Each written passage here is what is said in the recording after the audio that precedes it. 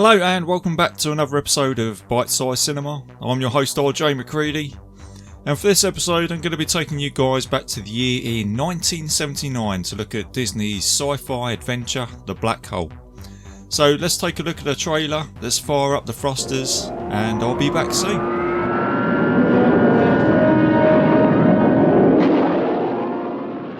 An inexorable force in the cosmos, where time and space converge, where the here and now may be forever. An unavoidable whole, moving through space, swallowing everything in its path. Now, man is about to enter the black hole.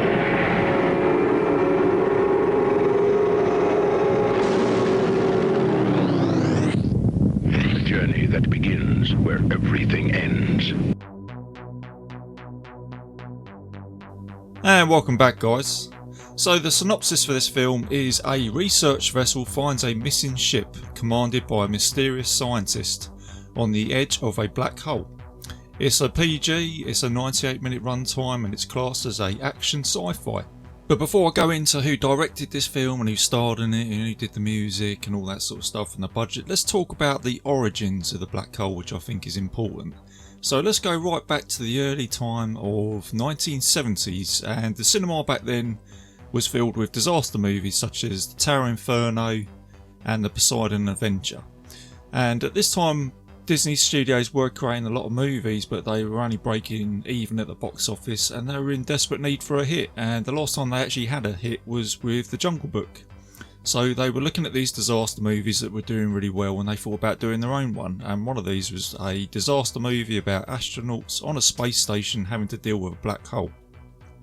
And this script came about in the early 70s, I think it was about 1972, but the studios couldn't make a final decision on the actual plot or who they wanted to star in the film or what they actually wanted to call it. And I think one of the names of it was called Space Station 1, but it went through some production hell at the time and finally got put on the shelf, because by the time they actually got to making the decision by the mid 70s, the disaster movies started to decline just a little bit at the box office, so they thought they should put this project on the shelf and move on to something else. And then you got to 1977, funny enough, and a little movie called Star Wars came onto the cinemas, and it took an awful lot of money. And need I say more, guys? We know what happened with this story with Star Wars. It was a massive hit and it did really well on the merchandise as well. So everything about this movie had it going for it. And so then Disney thought, people were paying big bucks to watch sci-fi at the cinema, so let's go and revisit that script that we put on the shelf, that disaster movie about the black hole. And this is the origins of the black hole. So they've decided to tinker around with it and look at Star Wars and think, how is that done well? So then they've taken the black hole script, and then this is how Disney started to get a little bit serious about putting the black hole script into production. And so what you can see has happened here, so when people say, is the black hole Disney's answer to Star Wars, I guess technically it is, but they always had that idea in the early 70s, so they kind of thought about it before Star Wars came out. So what they've done is they've looked at Star Wars, they've looked at what's made Star Wars great, being the rescue story, the robots, all that sort of thing, and sound effects. But then they've still got the building block of the disaster movie as well, which they intended to create originally. That was the original idea for the black hole. So they've kind of amalgamated that all together. So as a result, we got the 1979 Black Hole movie, which has now become, I would think, is a cult classic amongst the fans. When I talk to people, a lot of people like this movie. So, and I would actually say it's different from Star Wars. It's not a Star Wars movie. It's a sci-fi movie. It's a kind of haunted house movie in space, and it's got a real dark edge to it. Real, very borderline horror movie, I would say, which I will get into later. But let's have a talk about all the other greatness of this film before I get started into the review. So the film has a $20 million budget and was directed by a very young director at the time, Gary Nelson, and he did some TV work and he made some TV shows called Gunsmoke and Get Smart, and he made a film for Disney previously called Freaky Friday with Jodie Foster, and then he went on to go and do a film called Alan Quatermain, The Lost City of Gold. It's a fun movie. You haven't seen it. Crazy movie. And it's got John Barry attached to this movie, one of the greatest film composers out there. He did 11 James Bond movies. And whilst I'm talking about film score for this movie, it is incredible. It goes so well with everything in this movie, from the overture at the beginning to the backing score of the spaceships, to the fight sequence, the robots, everything. It's so well done. It is one of the big highlights to this movie. And the film's got a really solid cast as well. You've got actor Maximilian Schell, who plays Dr. Hans Reinhardt. He's the bad guy in this film. You've got Psycho in this movie, Anthony Perkins, and he plays Dr. Alex Durant. Robert Foster, he's always good in these films. He's in another film I like called Alligator. It's kicking around this time. He plays Captain Dan Holland. You got Joseph Bottoms, who plays Charlie, and Yvette Minu, who plays Dr. Kate McRae. And if you've ever seen The Time Machine, the classic Time Machine with Rod Taylor, she plays Weena in that. So if you recognise her from somewhere, that's where she's from. And you've got Ernest Borgnine in this, who plays Harry Booth. And the legendary Roddy McDowall, who plays the lovable robot Vincent. He does the voice, but his voice was actually uncredited for this, which is a little bit unfair. And Slim Pickens, who does the voice for Bob. So that's a pretty solid cast for this movie. So the building block for this movie is pretty solid. So you've got a really good composer attached to this, you've got a solid cast, you've got a decent budget, and then let's talk about the effects of this movie, which again is the hero of this movie, I would say. They used a blend of camera techniques and computer controlled camera techs. And Disney initially wanted to use Star Wars, Industrial Light and Magic, but that was unavailable, so they decided to create their own, and this is called ACES, Automated Camera Effects System. And this was pretty revolutionary for the time. So this enabled actors to have an unrestricted movement on matte paintings. So effectively you could say this is the early days of actors now using green screens in the background, but I'm a big fan of this. I love those matte paintings. They got a hell of a lot of conviction with them, and that's where you get some great shots in this movie where the actors walk along the screen, and in the background you've got some beautiful matte paintings which work so well with this movie. And I think that's why this movie holds a hell of a lot of conviction with its special effects. And talking about visual effects, you had 550 visual effects in this movie. And talking about matte paintings as well, there was 150 matte paintings used for this movie. So the effects artists were, effectively the backbone to this movie. And they also made all the models as well. I think the Cygnus ship, I think that was about 15. That was a 15-foot long model they used for this. And if you ever get a chance, check it out on Google. We've got all the pictures of how they created it all. It must have been an amazing time to be an effects artist back then in the 70s. And to create the actual effect of the black hole itself, they cleverly used a tank of water with some paint, and they created a whirlpool, and they did all sorts of magic with that to create that. And that's a great effect in this movie as well. So it's another highlight point of this film, obviously being in the title. And the score for this, the John Barry score, which I mentioned earlier, was one of the first digital soundtracks. And a little bit of trivia here before I go on to the review of this film. It's the last Disney movie to be created under the old studio. They created a lot of merchandise for this film, looking at the success of Star Wars, but it didn't do very well. Merchandise didn't sell very well at the time, but today, if you can get hold of some black hole merch, it's worth a whole ton of money. It's very rare, it's very collectible. And other actors for this movie, especially to play the part of Dr. Reinhardt, was Peter Cushing, Christopher Lee, Herbert Lom, and Max von Sydow. And I could see any one of those actors do this, but I can't take anything away from Maximilian Schell, who does a great job. And the trailer for this film is one of the first trailers to actually show a spoiler, which we do complain about sometimes. A lot of people talk about that on social media. And it's the bit where the trailer shows Anthony Perkins getting killed by the show-stealing robot Maximilian, which is quite a horrific scene actually. I'll get to that later on. So there you go, it's a little bit of trivia for this film. So there you go guys, that's pretty much the building block of the black hole, and that's how the Disney Studios eventually got there with this movie in 1979. So let's have a look at this film. Let's do a little bite-sized review of this movie and let's talk about the black hole. So after the incredible overture by John Barry, you get a shot of the USS Palomino, which is returning to Earth after a deep space mission with the crew of Captain Holland, his First Lieutenant Charlie, a scientist Dr. Kate, and a civilian leader Dr. Alex Duran.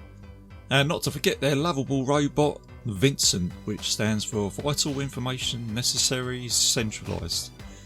So the Palomino discovers a black hole in space, and nearby shows a missing ship called the USS Cygnus. And this is a ship that Dr. Kate's father served on, so she's thinking that she's found her dad. So the Palomino go to investigate, but upon investigation they get caught between the black hole and the ship's gravity pull, which causes damage to the ship. So they decide to dock, and what they find is an abandoned ship, and this is what I said earlier, this is where the film feels like a haunted house, because it's an abandoned ship and you get some great shots here of the internal spaceship. And then they soon encounter the mysterious Dr. Reinhardt, who is a brilliant scientist, and he is aided by a faceless crew in black robes, which he says are droids, and a sinister looking robot called Maximilian. And he explains that after the ship encountered a meteor field, the ship got damaged and the rest of the crew returned to Earth, but then Kate's father decided to stay, but he has since died. The rest of the Palomino crew get suspicious about this, and they come across an old robot called Bob, who's played by the voice of Slim Pickens, and he tells them that these droids, these faceless droids, are actually humans, and they were part of a revolt against Dr. Reinhardt with Kate's father, who mutinied and they wanted to return to Earth. And it turns out that they got killed and they got turned into droids, and Reinhardt has created his own empire on the ship of droids and those cool sentry robots with the guns. That's pretty cool. And he eventually wants to go into the black hole, and now at this point he wants to take the Palomino with him, with Dr. Kate. And this is where you get one of the horrific scenes in this film, where you get Dr. Duran. He finds out about Reinhardt's plans through Kate, and he takes one of the faceplates off one of these droids and finds out that they're human.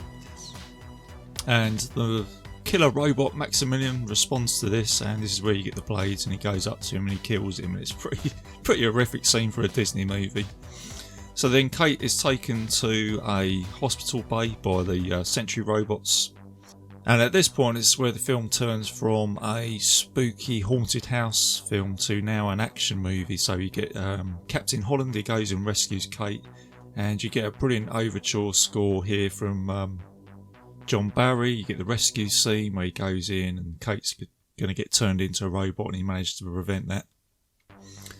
And let's just very quickly talk about the weapons in this movie. So you've got the double-barreled sentry robot guns, and you've got the sound effects here, and I can play this because this is from the this is a clip from the actual trailer, so I can use this clip. So listen to this. Oh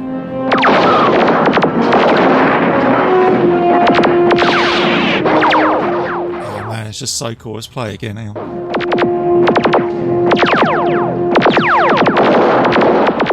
Yeah, like I say, the actual sounds of this movie is amazing. I do love the weapons in this film. So from here onwards, it turns into a escape movie, and you get some really cool scenes here where Captain Holland and Kate and the robots Vincent and Bob are fighting the sentry robots on a bridge across the ship's deck. And you get some firefight scene here with those weapons, which is pretty cool. But meanwhile, whilst all this happening, Ernest Borgnine's character Booth starts to worry and thinks that the situation is escalating and that the ship's going to go through the black hole and they're all going to get killed. So he decides to completely sell out at this time, and he takes off in the ship by himself. But as the ship takes off, Dr. Reinhardt destroys the ship with some laser beams. So The film has now gone, what I said earlier, from a old haunted house film to a rescue movie to an action film to now what I would say is an isolation film, because now the crew can't get away at all, and you're kind of fearing for them. You're thinking, how the hell are they going to get out of this situation? And then to only make matters worse, the Palomino ship crashes into the Cygnus and it takes away its force shield, and now the meteors have got access to the ship, and you get a really cool scene here of all the meteor shower coming into the Cygnus, and one of the balls gets onto the ship and it's rolling through the deck of the ship, and you get a great scene here where Captain Holland and Kate and Charlie are running across the bridge, and you've got a meteor that's rolling down this incredible sequence. I'd even say it's one of the highlights of this movie for the special effects. But then the crew, or Captain Holland, does eventually have an end game here. He finds out that there's actually a probe ship that's used to explore the black hole. So they get to this ship, but beforehand they have one final confrontation with Maximilian, and this confrontation causes Bob to die. So poor old Bob dies, and Vincent damages Maximilian, and Maximilian drifts out through the broken parts of the ship into the black hole. And whilst all this is happening, Dr. Reinhardt is taken out by a large fuse screen which pins him down onto the deck of the ship. And then Captain Holland and the rest of the crew manage to get to the probe ship, but only discover that controls are locked onto the black hole. So in this vain attempt to try and get away, they actually end up going into the black hole. And this is a really strange sequence where they go into the black hole, and it's almost like a depiction of heaven and hell now, in a funny sort of way, because you somehow then get Reinhardt, who's fused with Maximilian, and it's like he's in a red environment. It's almost like he has gone to hell. That's how they leave it at that. And then you get Captain Holland and his crew in the probe. They manage to go through the black hole in a really strange sequence here, and you see the probe ship flying towards a bright star which only imagines a planet, and it's almost like they're saying that, you know, Reinhardt's gone to hell and they've eventually gone to heaven. So I guess it's kind of opened it up to a sequel, possibly, that they go to another place. So, but we never know. But that's how the film ends. So it's that's how the film wraps up, and ultimately, I guess the film is a battle between good and evil, and that's kind of how they portray it right at the end of the movie. But it's a crazy film, The Black Hole. It's as I said earlier, it's certainly not a Star Wars movie. I'd say that it's its own film. It's got a few elements in there which you could probably relate to Star Wars, mainly the rescue sequence and the robots and that, but it is, for me, it's a borderline horror movie. I reckon you could probably ramp it up to an R-rated film and you got yourself a pretty shocking horror movie there, which will make me go on to my next point. There's talks of a remake of this film, whereas in actual fact I'd say it's already been remade. There was a film that came out in the 90s called Event Horizon with Sam Neill. And when you look at that film, it is a remake of this. It's got the same concept. It's a ship in the middle of the galaxy, a crew boards a ship, and all hell breaks loose. But for Event Horizon, I would say that's more of it's got the basic structure of this film, but it's more of like a sort of Clive Barker's Hellraiser in space type of movie. But it's an incredible film, so it's kind of like the Black Hole. And I would actually have to say, if someone asked me, does the Black Hole need a remake, I'd say no, not really. I think if you want to watch it, go and watch the 1979 one, because it's got it all there. It's got the mood, the atmosphere. Can't really sell it enough, to be honest with you. It's I mean, it got mixed reviews at the time, I'll give it that. A lot of people didn't know, weren't too sure about the film, and I probably think that's what I was trying to get out at the beginning, because it's got a Disney title to it. A lot of people were probably expecting like a sort of family type movie, and then you've got the horror aspect, so it's a film where it probably didn't know where it wanted to be. But that's no criticism to the film, because it's still a good movie. So there you go, guys. That's my bite-sized review of The Black Hole. If you haven't seen it, go check it out. I'm pretty sure you probably have, or you have heard about it. But if you have seen it, I say this all the time, hopefully you're a fan like me and you've got like an appreciation for this film. So there you go, guys. Hope you enjoyed the show. I will be back soon. I'm going to be doing one of my favourite comedy movies from the 80s. I think we need something a little bit light-hearted right now. So I'm going to be having a look at Tom Hanks' The Burbs. I need to have a talk about that film there. There's so many fun elements in that film. So I will be back soon for that. And a little bit of admin. I am a proud member of the Legion podcast, so go check out all the other great shows there. And you can find my show on YouTube and iTunes and Stitcher and obviously Legion, so you want to go and check it out, have a look on there. So that's it, guys. Keep safe, keep fun, keep it bite size, and I'll see you guys soon.